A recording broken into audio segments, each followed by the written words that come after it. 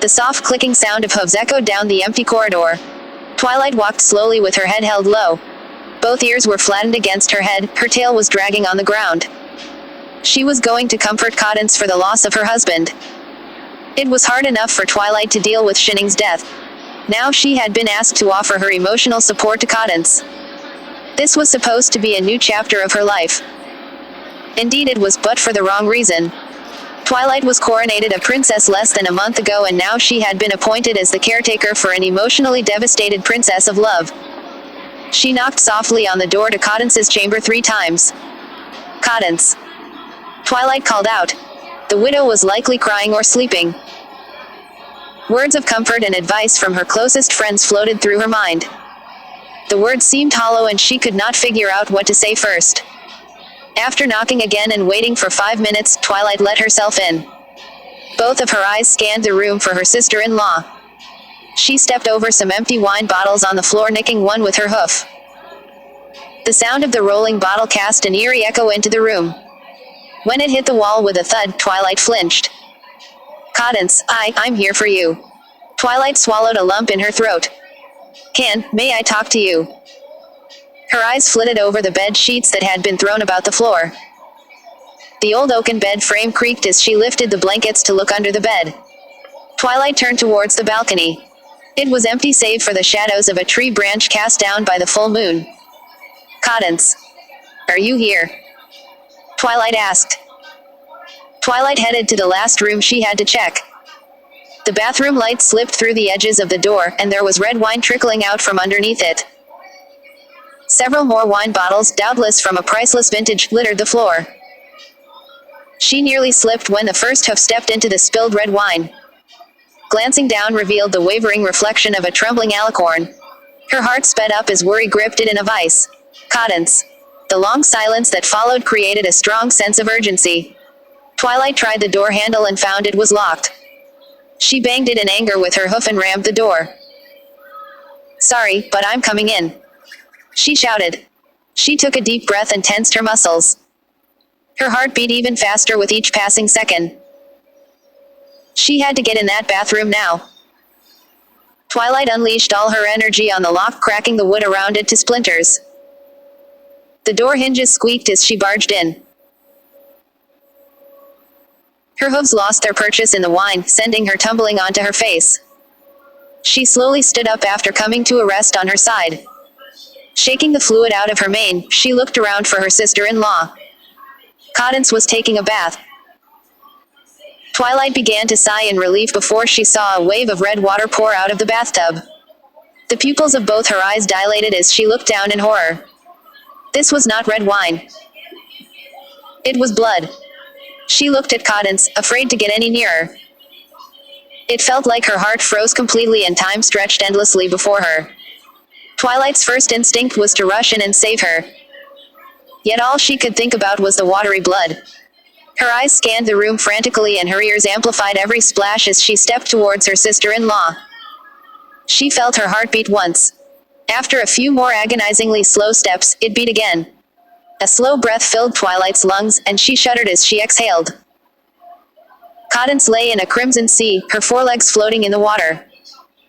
2 vicious, deep cuts were visible running the length of her legs. The flowing faucet caused continual tides to lap over the rim of the porcelain basin. Twilight forcibly vomited on the floor. Her muscles squeezed her stomach so tight that she barely had time to breathe between the waves of nausea.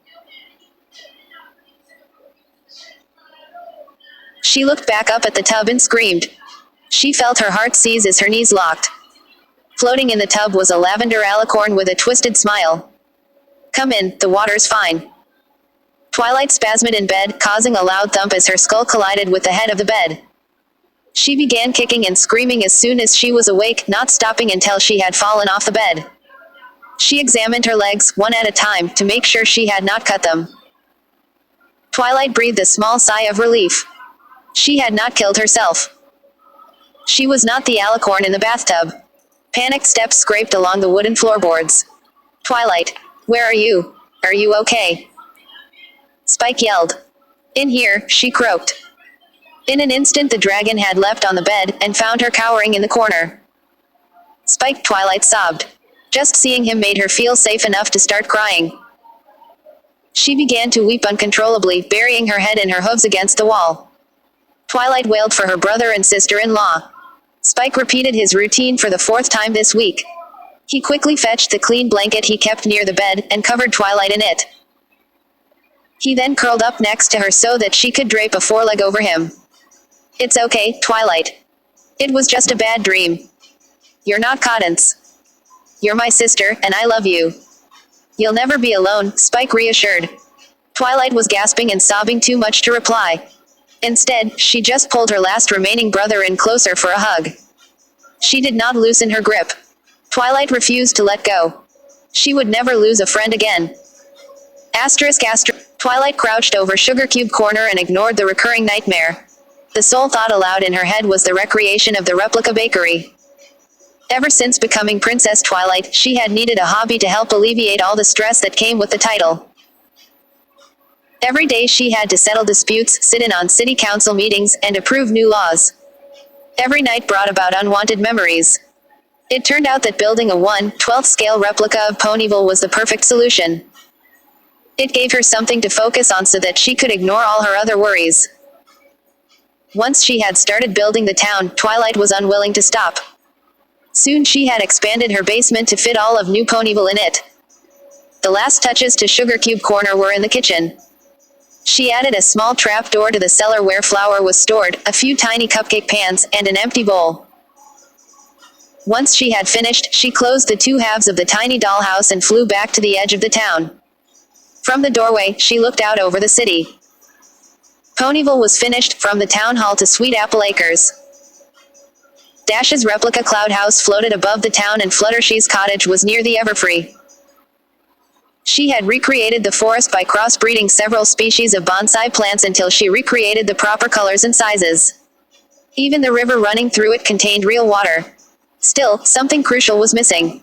The idea had come to her when Rarity insisted she come over to get her dresses tailored for her new wings. Sweetie had an intricately detailed dollhouse. Everything from the tiny stallion and mare to the wallpaper and carpeting was perfect. Now all Twilight needed to complete her town were some dolls. She couldn't play with her friends if she didn't have any dolls. She walked over to the wall detailing her plans. First up was Lyra and Bon Bon. It may take a while to get started, but it would be worth it. Months of careful planning had led up to this exciting moment. Study of criminal records from the Ponyville police station had taught her much. Each time she invited a new pony to move into her dollhouse, she would change the modus operandi. Lyra would be over shortly for some tea, and a worried Bon Bon would be over next morning for some breakfast. If all went according to plan, she would never have to suffer the pain of another funeral. Twilight's nightmare would never come true. Twilight Dash is here. Spike shouted. In a minute. Twilight shouted back. After turning the lights out, she climbed up the stairs out of the basement. As she did, Twilight heard Spike and Dash talking. She slowed down to listen in before opening the door into the library. Becoming a princess has been hard on her, Dash, Spike stated. I guess, but ever since the funerals she never goes outside anymore. We're worried about her. Celestia told me we all grieve differently. I'm keeping an eye on her. She'll be fine. Well, if she does need anything. Even if I am at the audition, just send some pony to get me. Twilight locked the door behind her as she stepped into the library. Dash. It's great to see you, she exclaimed. Hey, we were supposed to meet for flying lessons this evening. Dash was floating in the doorway with her forelegs crossed. Oh, that was tonight. Sorry, Dash. I was so bus. Yeah, she interrupted and crossed her forelegs. Busy being a princess, busy morning, busy with a book. You never come outside or want to hang out anymore. Twilight smiled and walked up to her friend. Look, I know you have the Wonderbolt tryouts next week and I don't want to distract you from practice.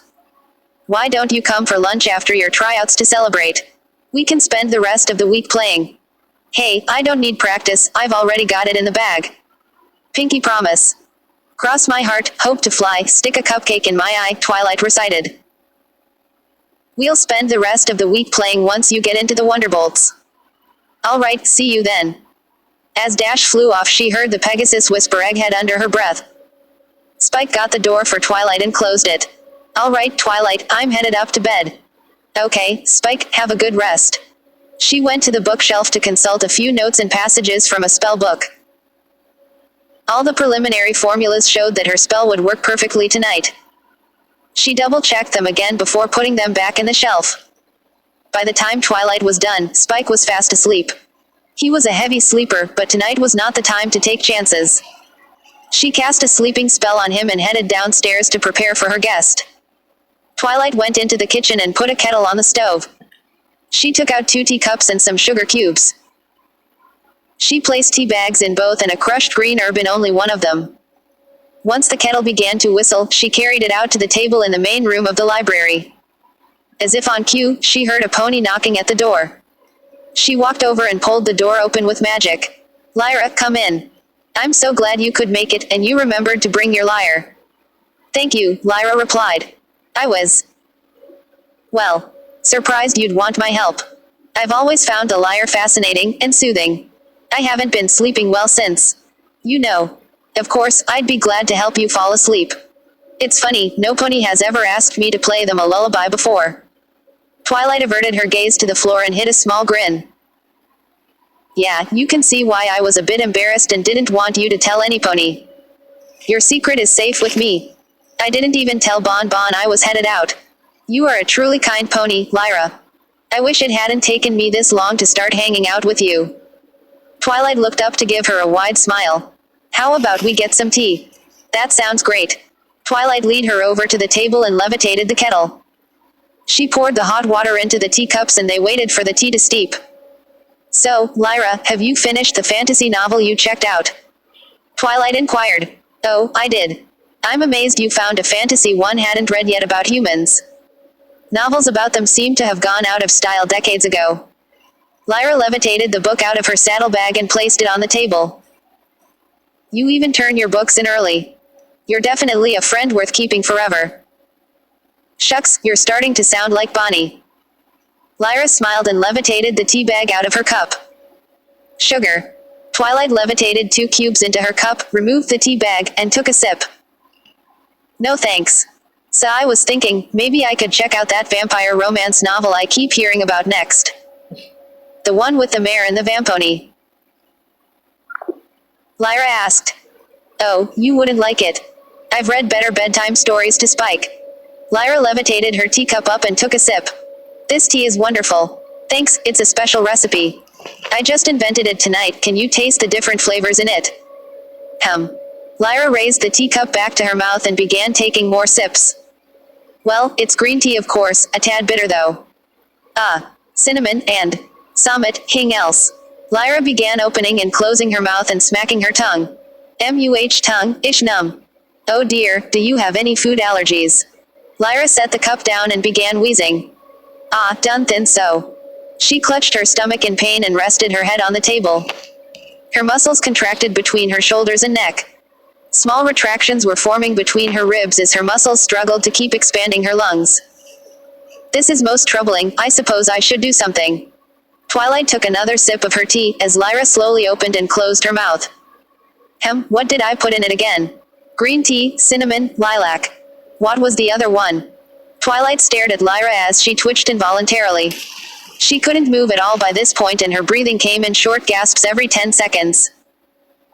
That's right, the other herb was hemlock. Oh dear, I do believe you're allergic to it, Twilight cackled. Lyra's eyes went wide in shock before drooping back to a neutral position. Well, I'm afraid I've given you a lethal dose, but I'm not a barbarian. I suppose the least I can do is test out a new immortality spell on you. Here, let me help you with that. Twilight wrapped her magic around Lyra's chest and expanded her lungs for her, helping her breath. I wouldn't want you passing out before the best part, now would I? She levitated a spell book down onto the table from a nearby shelf. You were so kind to come over here and play me a lullaby, you even turned your book in early. You have passed my test. Now you can be my friend forever. Twilight looked back at her and saw she wasn't smiling. Aren't you happy? After a moment, she began to laugh. Of course, you can't smile. Let's get this over with before you suffer any more, sweetie. Twilight expanded Lyra's lungs for her again, supplying a precious few more seconds consciousness. Now, I'll be honest. You've got the honor of being my first new friend. I'm not sure if this spell is painful, but you've been such a good sport, I'll do my best to make it quick. It's quite simple, really. Flesh is weak and even alicorns can die. Twilight looked away for a moment before continuing. With a few spells I wrote, I'll be able to give you a body that never ages or dies. You'll never leave me. I'll never have to say goodbye to a friend again. Lyra's head was laying on its left side, squishing an ear. She stared straight ahead, the tea set taking up most of her vision. Above her, or to the right of her slanted world, stood the mad purple alicorn. Lyra tried to scream for help but couldn't lift a hoof. She felt the hemlock as it had slowly paralyzed her. Now it felt as if a rock slide had pinned her beneath thousands of pounds of gravel. Not a single muscle in her body responded to her commands. Even the muscles keeping her lungs working had ceased functioning. Were it not for the few breaths Twilight was giving her, she'd already be dead. Even with them, her heart and brain would not last much longer. Lyra had time to ponder what sort of sick joke this was as Twilight's horn began to glow. She could still feel and think. Lyra was trapped there, watching, as the purple aura slowly crept over her right hoof. Her hoof went ice cold. The entire limb went rigid and began to feel smooth. A shiny mint green foreleg rested on the table, and appeared to be made of plastic. Lyra wanted to be shocked, scared, or any emotion she could. Twilight provided her with another breath as she stared at her leg. Good, Lyra, this is going well. I was worried it might not progress so smoothly. Let's finish up your other legs then, shall we? Lyra's mind flashed back to Bon Bon. She cared deeply for her roommate. She feared now she would never see her again, or any pony else for that matter. She wanted so badly to hug her one last time, or to bake one last batch of her favorite chocolate-covered cherries. The icy cold plastic spread over all her legs, turning them numb. Where the paralysis on her lungs felt like compressing weights, her legs felt weightless. It was like swimming in a frictionless liquid. Her mind raced, trying to make sense of the various sensations flowing through her. Good, I suppose I'll quickly finish your mane and tail, then start the chest cavity. It's only fair to warn you, this is where it may get unpleasant. Twilight scribbled down a few notes and resumed the spell. A chill ran down Lyra's spine as her flanks were covered in plastic. She could feel her childhood fear of claustrophobia returning to her. It felt like she was being wrapped up in plaster. The numb plastic feeling was replaced by one of pressure and fear. Lyra screamed as loudly as she could in her mind as the plastic finished sealing her inside her new skin. A tear rolled down Lyra's cheek as a chunk of ice formed in the pit of her stomach. The plastic was seeping inside her, turning her abdomen into solid plastic. As the liquid flowed through her, a fire burned in her lungs. Her vision was fading black, and she wondered how long it had been since she breathed. Her heart was pumping so slowly, and she was so sleepy. She imagined herself yawning as the plastic touched her diaphragm, sending a tickling sensation up her spine. Hang in there, Lyra, you're doing great. Another tear rolled down her cheek, staining the last patch of thin fur that would soon vanish like the rest of her beautiful coat. The last jolt of pain she would ever feel occurred when her heart stopped beating. Her lungs had been turned to solid plastic, no longer were they able to return blood to the heart. Lyra felt as if a minotaur were stomping on her heart over and over, until finally the plastic swallowed it whole. It was then Lyra realized something else, her entire head had gone numb too. She could feel nothing, her entire body was weightless and blissful. Very good, Lyra. I hope you enjoyed yourself, I know I did. Twilight began scribbling more notes in her journal. Total time 45 seconds, core temperature and vitals stable until complete conversion. Subject successfully paralyzed by 110 milligrams hemlock concentrated. Noted slight bitter taste to tea. Delivery method effective, requirement to manually breathe for the victim leaves much to be desired. Further adjustments to the spell should allow for quicker transformations. Last step, darling, and you'll never have to be alone again. Lyra felt herself levitated from the table and laid on the ground. She could feel her body stretching, warming up where Twilight bent it with her magic. She felt so rigid, yet when Twilight touched her she was molded like soft clay. A sensation of gentle pressure covered her entire body evenly. Her eyes were still fixed forward, so she could not see what Twilight was doing. As she watched the bookshelf in front of her, it started getting taller. Next she noticed it was getting further away too. Lyra realized she was shrinking. Twilight was shrinking her. A large purple hoof stepped in front of her, then another. Twilight's enormous head bent down into Lyra's view. She smiled at the tiny green mare, then levitated her back onto her hooves. Yes, yes, yes. It worked perfectly. Oh Lyra, I'm so happy. Now we'll get to be together forever. Come on. Twilight was giggling like a school filly. Oh, almost forgot. She levitated the lyre in front of Lyra, then shrunk it down to match her size. Okay, now we're ready. She carried Lyra and her instrument down into the basement. She felt a slight tingling as they passed through the lower door. The lights flicked on and Lyra saw something horrifying. The entire basement was filled with a miniature replica of Ponyville. Every building, tree, plant, and park bench was meticulously crafted. I'm just so excited I don't know where to start. Twilight exclaimed. Well, as you're my first resident, I guess a little embellishment is in order. You see, over on this wall is my plan. Lyra's gaze was directed to the wall. On it there were names, photos, buildings, and hundreds of strings. It was too much info for her to take in at once, yet she could tell every single pony Twilight knew was listed on it. This is my schedule and checklist. Now, I know how lonely you'll be with just the two of us, so I've made an exception for you. Normally I would have to be slightly more meticulous to cover my tracks, but I just wouldn't feel right until I reunite you with Bon Bon. Lyra was hovered in front of a small sticky note. A green string attached it to Lyra's picture. On the note, it simply read, Bon Bon, breakfast Tuesday 8 a.m. Gas line explosion, Bon Bon residence, 0830. See, Lyra. Twilight chuckled. Since you were such a good sport, I'll keep my plans with Bon Bon tomorrow. You'll get to see her first thing in the morning. Oh, I do hope she enjoys my tea. Lyra wanted to scream and beg for Bon Bon's life. She loved that mare, she didn't want anything to happen to the one best friend who had always been there for her.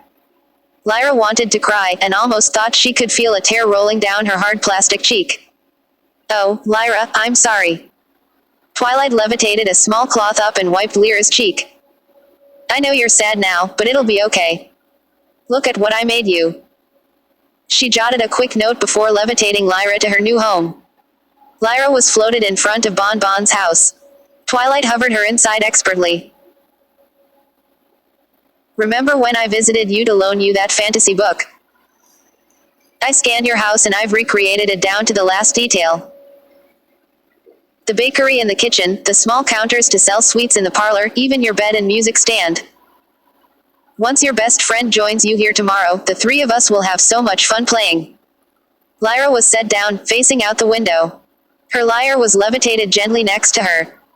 Oh, I'm so excited. I can hardly wait to show you what I have in store tomorrow. I would hate to leave you here, worrying all night. I'll tell you the big surprise. I'm going to test my come-to-life spell on you and Bon Bon. We'll get to spend all morning playing together. Twilight headed towards the door to leave the basement. Good night, Lyra. Twilight could hardly sleep that night. For once it was a giddy excitement and not a fear of loss that kept her awake. She woke up and went to prepare for her breakfast with Bon Bon. As soon as the two ponies had moved into New Ponyville, in her basement, they could finally play. It would be a nice way to spend the day. Twilight hurried to get everything ready as Spike prepared to leave for a shopping trip with Rarity. She often talked him into carrying all her bags. Even though she could easily levitate them, Spike enjoyed doing it. Mornin' Twilight, I haven't seen you smile in a while, Spike stated. Yeah, Spike, I am feeling a bit better today, Twilight replied. So you finished your scale model of Ponyville. Think I can see it sometime. Maybe, but for now I'd like to continue to use the basement as a place I can go to be alone. Celestia has recommended I start holding a longer Twilight court where ponies can come petition my advice. Mayor is even going to allow me broader control of the town. The job is tough and I really like the peace and quiet downstairs. That's great, Spike cheered. I'm glad you're finally moving on. You were so worried your friends were going to leave you. It's fine, Spike, Twilight giggled. She forced a smile. They're gone now, but I can't let that ruin my life. After all, you and me are going to live to be thousands of years old. I'll just have to get used to funerals and making new friends. Wow, you're taking the thought much better now. I can't wait to see what happens to the Cutie Mark Crusaders when they have kids. I just hope they invent fireproof timber for building houses by then. Twilight laughed at the mental image his comment invoked. You're too much, Spike. Run along or you'll be late to meet Rarity. Okay, see you later. Spike ran out the door, taking her quite literally. She checked the clock on the wall. It was 20 minutes to 8, just enough time to prepare a meal for Bon Bon. The library didn't open until 9, so they would have plenty of time together. Twilight had selected wormwood to use this time. It would depress her nervous system, preventing the Earth Pony from fleeing and allowing them time to chat. She had decided early on to experiment with several methods and spells for incapacitating ponies. Twilight would have to stick to her carefully laid plans to slowly lure every pony in town into her dollhouse. The smell of burning pancakes brought her out of her reflections. Twilight realized she'd been cooking the whole time her mind wandered. It was 10 minutes to 8, and she hastily took the eggs, pancakes, and some orange juice to the dining table. After setting the table, she levitated the wormwood over and crushed it to a fine dust in her magical grip. She added it to the orange juice and mixed it into the eggs with some pepper. A frantic knocking sounded at the front door. Twilight's frown disappeared.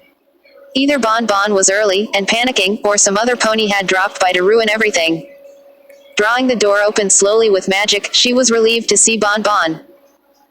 Hi, is everything all right? No, Twilight, it's not. Lyra wasn't home this morning. She always tells me when she's going out. Even her lyre is gone. She frantically whined. Calm down, why don't you come inside and tell me what happened? We can still have our breakfast, Twilight cooed. No, there's no time. What if something bad happened? She acts so immature for her age, so naive. Something terrible could happen. Bon Bon, relax.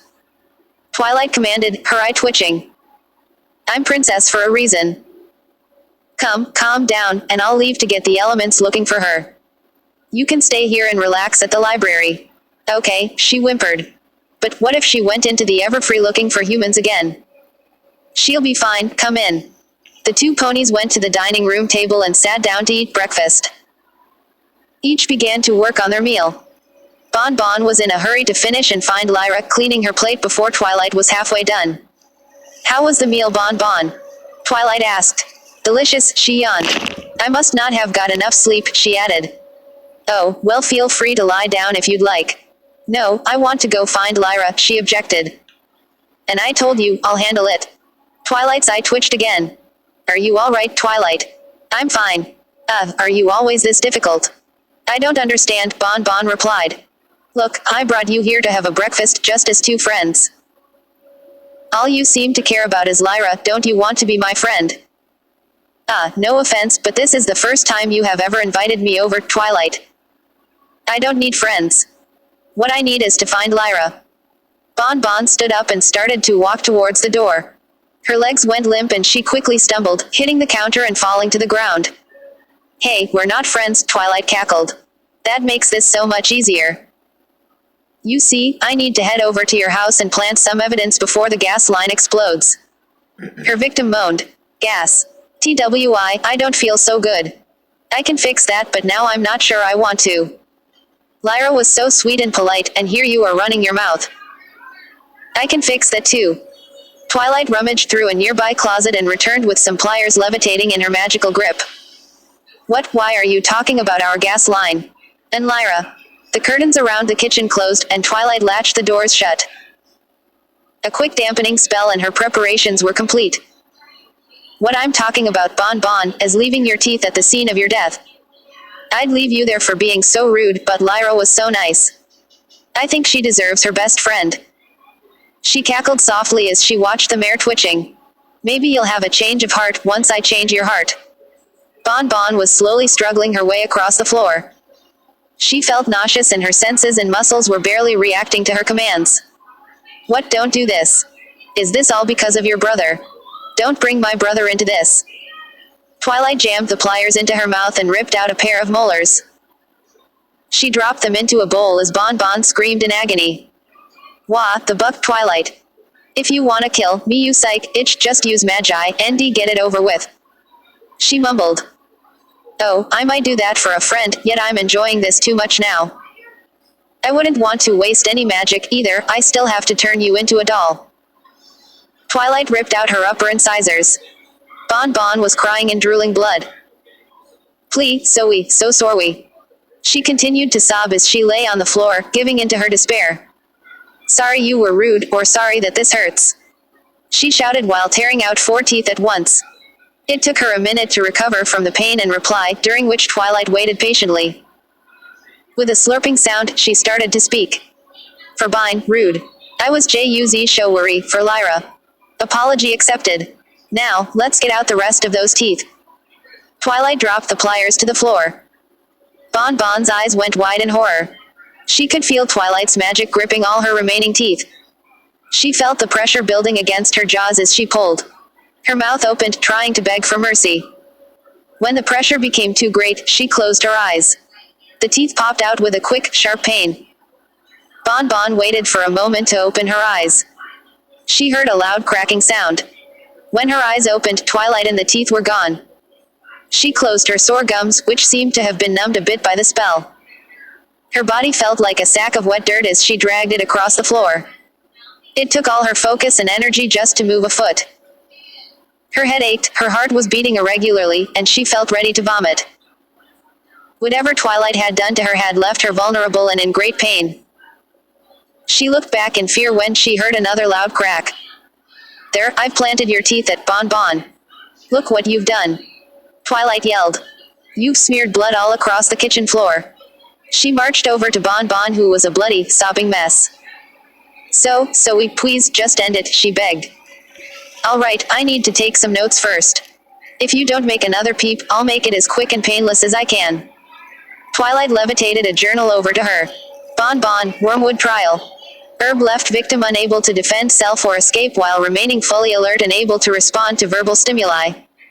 She scores a 9 on the Glasgow coma scale. Irregular heartbeat and breathing, but stable. Not suitable for use on unicorns, will work effectively for other races. Thanks to the wormwood I was able to converse with Bon Bon, though all I learned was how rude she was. The application of pain quickly caused her to submit to my will. It would appear that pain is the best way to ensure compliance in combative subjects. I will now attempt the altered version of the spell. A very soft whimpering continued as her floating quill scratched the last couple words onto paper.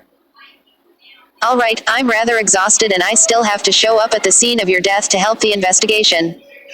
Looks like you're lucky, I'll make this quick after all. I plan to use this as a combat spell, if necessary. I need you to struggle to make sure it's effective. Twilight charged her horn and aimed at Bon Bon's face. Her eyes went wide with terror as the unicorn's horn turned black. A large blob shot forward from the horn, hitting her in the face. Now, I'm going to use a spell that should return most of your mobility.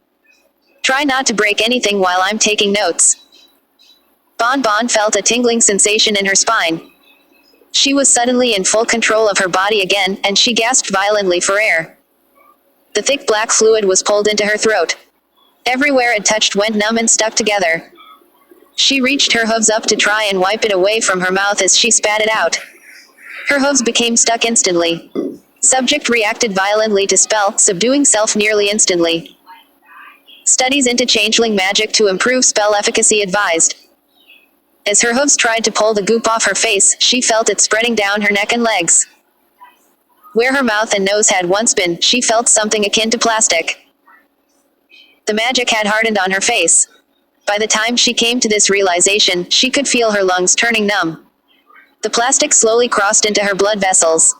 Subject quickly asphyxiated, however the spell seems to be preserving her longer than intended. This would allow a unicorn advanced in magic additional time to devise a counter-spell. Icy fluid flowed through her veins. Her skin was already numbed down to her shoulders and she could feel the spell covering her flanks. Meanwhile she felt thousands of tendrils throughout her body. Bon Bon twitched for a last time before the spell had taken control of her entire body. Her vision returned as she felt the last patches of her skin go numb. Time of conversion, 22 seconds. Shows great promise over other spell. Perhaps I will ask them which hurt more when we have our playtime tomorrow. Bon Bon was unable to move and pondered what had happened. She couldn't feel anything but a cool slick coating where her fur should have been. Oh, you have to see this, Bon Bon. You look wonderful, Twilight exclaimed. Here, let me get a mirror. Seconds later, a mirror was lowered into her field of vision. She saw her reflection, only it was wrong. Her skin had a glossy sheen to it, and her legs wobbled slightly. She almost looked like a glazed candy or perhaps something that had been polished. She watched as Twilight poked her with her hoof, then stomped on her. Bon Bon's side was very bouncy. She could feel the hoof but felt no pain. Did she get turned into rubber? The library rumbled as something in the distance exploded. Dang, the spell must have gone off early. I guess we'll have to cut our playtime short. I never imagined the spell would turn you into latex, that's really odd. I wonder if it has something to do with your genetics. Maybe it was the inverse sine wave calculations I had to do to stabilize the transmutation matrix. Bon Bon watched in the mirror as she began to glow and shrink. Twilight wasted no time turning her into a tiny doll. She then bounced her on the floor, giggling as Bon Bon flew through the air. The library was a whirl of color until she came to rest on the floor. The door to the library flew open as someone ran in. Twilight quickly canceled the spells in the kitchen and focused on a spell to cover up the blood until she could clean it properly. Twilight shouted. A gas line ruptured and took out 3 houses. What? That's horrible, Twilight exclaimed. It was only supposed to take out Bon Bon and Lyra's house. Oh well. Yeah, come on, we'll need your magic. Dash looked around the kitchen and saw the half-finished meal and the empty plate. Oh, Spike and I had breakfast earlier. I'll follow you. She levitated Bon Bon into her mane as soon as Dash turned around and followed her out of the library. Twilight whispered to the passenger in her mane. Oh, isn't this exciting? You get to come with me and witness your own death. Then, when we get back, I'll introduce you to Lyra and you can tell her all about it.